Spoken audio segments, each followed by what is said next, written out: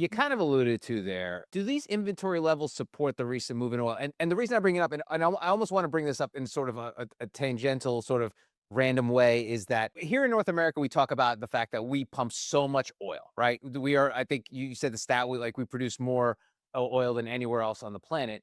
Yet the price moved so fast. Like it's almost like the first rocket hit and the price immediately fluctuated. And to me, I'm like, how does that even I can't even process how a price can happen when when we know we have a lot of oil here, but we'll have trouble getting it down the line. Why would it change so fast? And depending on like these oil levels that we're at now, can you explain that change? Because that's the one thing that drove me crazy over the past week of seeing these numbers rise. I'm like, how do they know that the price should go up so high when we know we have so much oil sitting around in the ocean? I think the hype, Joe, and the media is very good at doing that.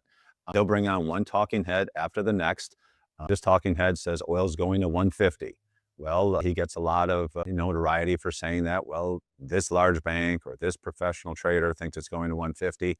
Well, they got to call around and see if someone will say 175. And then that talking head gets put on TV the very following day. It's going to 175. And a lot of people watch these shows. And then between the segments are the bombs dropping in Iran. So it's a lot of pandemonium.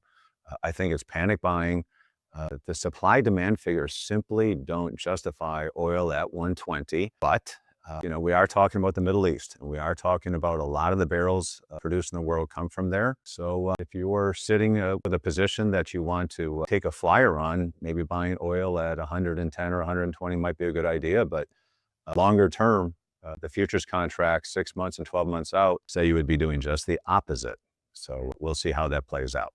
Yeah, I mean, to me, I almost wish like, please stop saying how much oil we make here because it's obviously just BS. Because if you're telling me we're producing all this oil and then within the first hour of a conflict in the Middle East, we're gonna jack up the prices, exponentially. To me, it's hard for me to wrap my brain around that. And again, I mean, I guess like you said, it all goes back to the fear. But to me, it's like, how can you even like let fear drive you so quickly? I could understand, James, if this conflict was lasting weeks and months and we see these prices spike to these all-time highs, but for it to happen so immediate is just really, to me, just it's obnoxious.